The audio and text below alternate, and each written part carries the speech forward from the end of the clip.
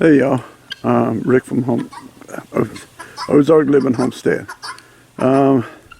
Just doing a little update. I haven't put out a video in I think last 3 days now, 3-4 days. Trying to catch up on quite a few things.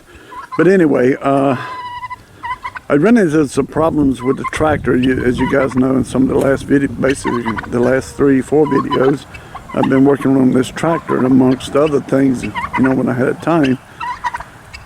And I thought I had it all worked out, and I think I mentioned that I had to take in the PTO shaft, and I bought a new PTO shaft, and I can't remember in the last video or whatever, but anyway, it was leaking from around the seal.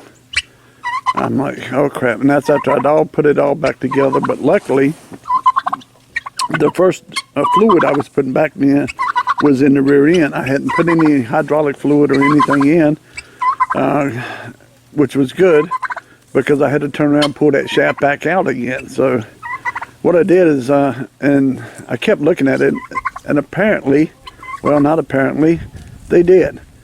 They put the seal in backwards, and they didn't put it all the way in. And I knew pretty much I was going to tear it up, getting it out of there.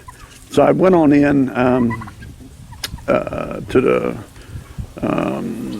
feed store, but they sell a lot of tractor parts, and they sell all kinds of everything. They even sell clothing, boots, and you name it pretty much. If it has to do with a farm or a homestead or anything, they sell it. But their biggest thing is feed. But anyway, I pulled the shaft back out again, and I pulled that thing out, and I went in, and I bought 2 seals. Just in case I messed one up.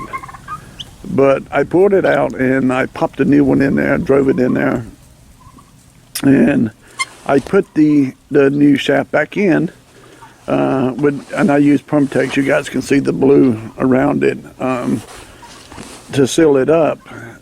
And I cranked the thing up. Now my problem is the lever on the side. I cannot get this thing to disengage. It is engaged in the PTO shaft. It's just constantly turning. Unless I push the clutch in, it stops. But if I want to drive the tractor, I have to release the clutch, which means the PTO shaft starts turning. I cannot get it out of gear or whatever on the PTO shaft. I've asked around, I've been on a few forums, they're telling me, and I haven't been able to figure it out yet. And let's see. Can't see if you got it. Yeah, there we go. That plate right there. There's the shaft.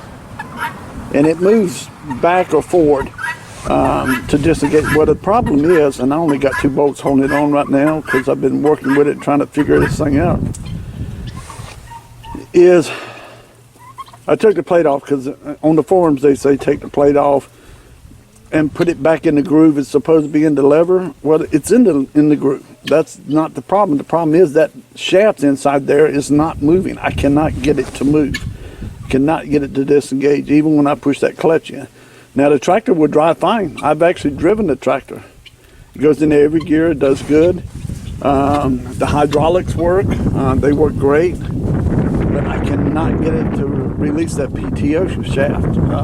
So of course I can't drive it with any implement on there because I cannot get it to release.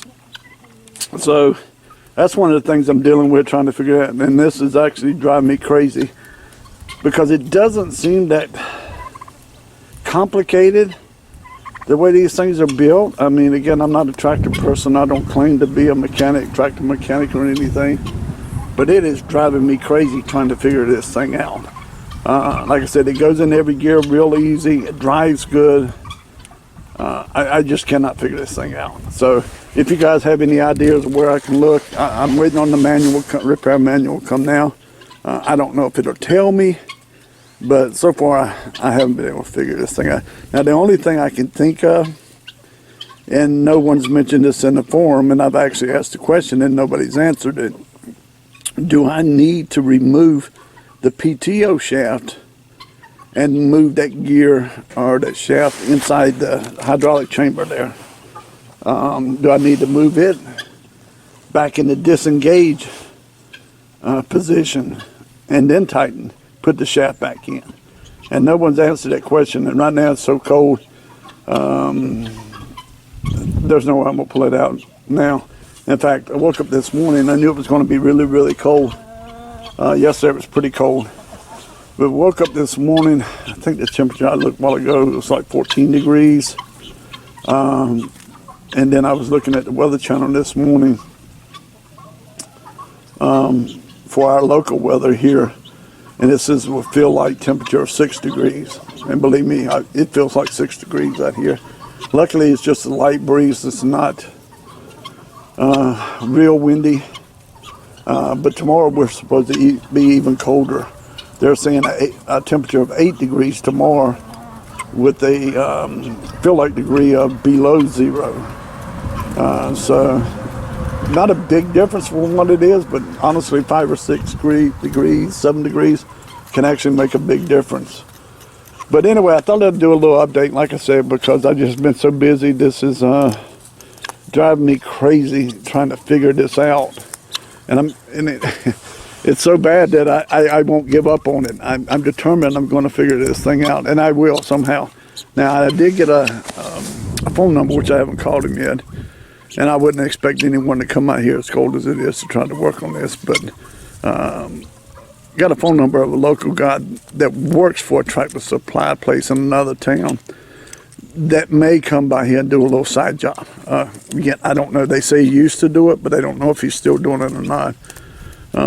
We only had one tractor supply place here. I mean, tractor repair shop here.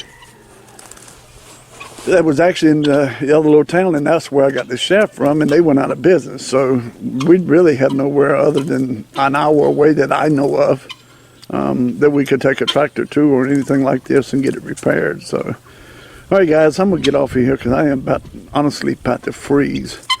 The goats are doing fine. I think I mentioned I got one, the last one. See how far I can get it, that I got. That she was apparently already bred, and I checked her again yesterday. Her milk sac is bulging. I mean, it is rock hard.